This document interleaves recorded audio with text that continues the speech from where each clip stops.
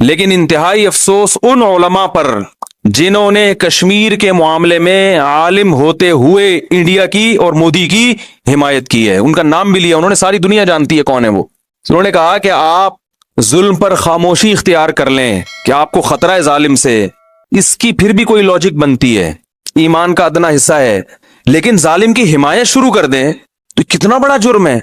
عرب اسرائیل جو جنگ ہوئی تھی, مولانا ابو الحسن علی ندوی رحمۃ اللہ علیہ نے کہہ دیا تھا اس میں فتح اسرائیل کو ہوگی, عربوں کو نہیں ہوگی. حالانکہ عرب اس وقت بہت پرہیزگار تھے اور بہت بڑی تعداد میں تھے اور سب میں لڑنے کا بے پناہ جذبہ تھا. تو مولانا ابو الحسن ندوی چونکہ حالات دیکھ کر آئے ہوئے تھے نا سارے, انہوں نے کہا ادھر جذبہ بہت ہے, تیاری بالکل بھی بولو نہیں ہے, باتیں ہیں تیاری نہیں ہے. ادھر پوری پراپر تیاری ہے اسرائیل کی. آج بھی یہی کچھ ہو رہا ہے, پھینکتے رہو بس, میں یہ کر دوں گا, میں یوں کر دوں گا. کچھ لوگ رو رہے ہیں آ کے, ابے تمہارے پاس پیکج کیا ہے؟ تو باتیں کرنے پر گورنمنٹ کی طرف سے کوئی پابندی نہیں ہے.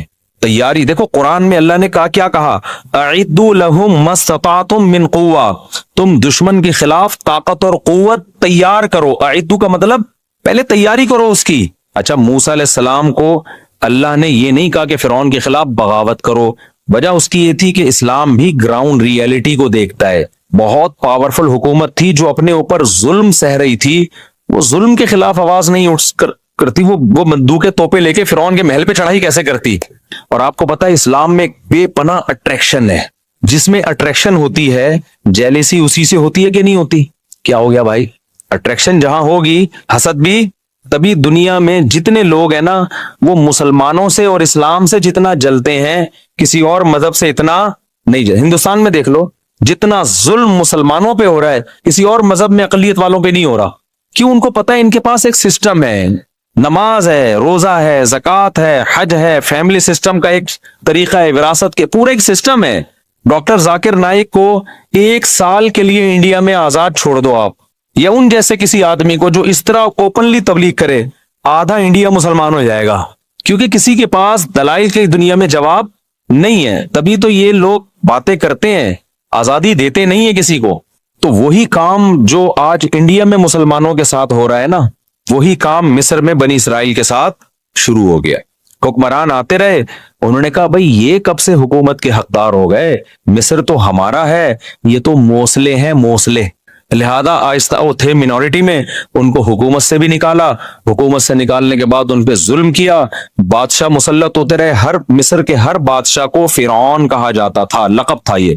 تو فرعون, مختلف قسم کے فرعون آتے رہے اور اقلیت میں ہونے کی وجہ سے ان پہ ظلم کرتے رہے. لیکن ان کو ایک کھٹکا لگا رہتا تھا کہ یار یہ ہیں حق پرست. جو حق پر ہوتا ہے نا اس میں ایک خاص طاقت ہوتی ہے جو اسے موٹیویٹ کرتی ہے. تو ظلم کرتے کرتے ان کو غلام بنا لیا, اور کافی طویل عرصہ بنی اسرائیل نے غلامی کی زندگی گزاری.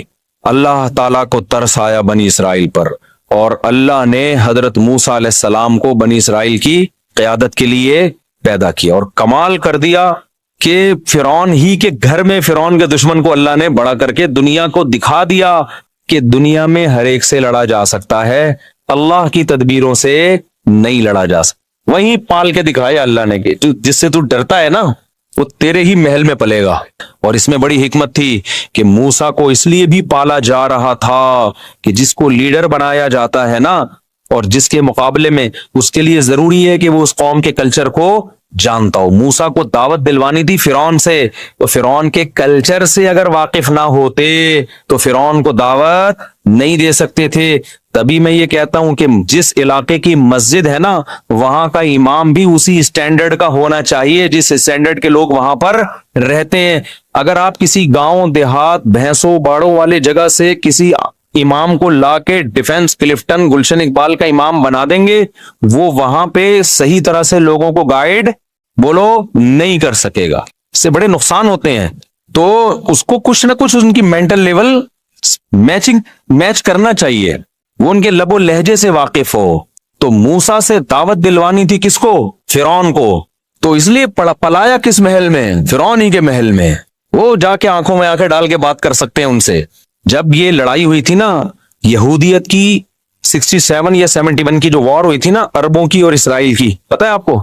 عرب اسرائیل جو جنگ ہوئی تھی مولانا ابو الحسن علی ندوی رحمۃ اللہ علیہ نے کہہ دیا تھا اس میں فتح اسرائیل کو ہوگی، عربوں کو نہیں ہوگی۔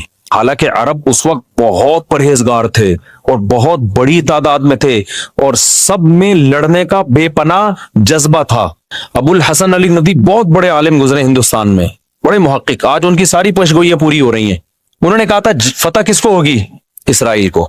لوگ حیران ہوئے کہ حضرت آپ کیا بات کر رہے ہیں، ادھر عرب اتنے، مصر بھی لڑ رہا ہے، لبنان بھی لڑ رہا ہے، اور